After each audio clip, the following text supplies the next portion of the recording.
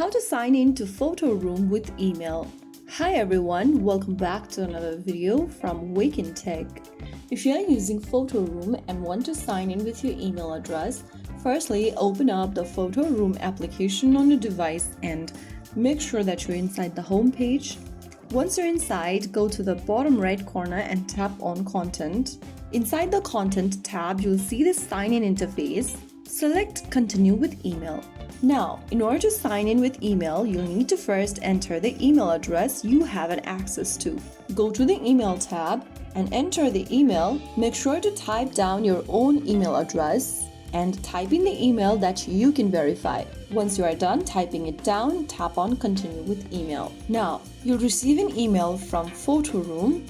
Click it open, copy the code and paste it inside the PhotoRoom app, or if you don't want to do that, you can tap on Sign in with Magic Link. Soon after you do that, you'll be logged into your PhotoRoom account with email. You can then go ahead and see that you're inside your account. So that's how you successfully sign into PhotoRoom with your email, and you can continue editing your photos. If you found the video helpful, don't forget to like, share and subscribe to our channel. I will be back again in the next video. Stay tuned and thanks for watching.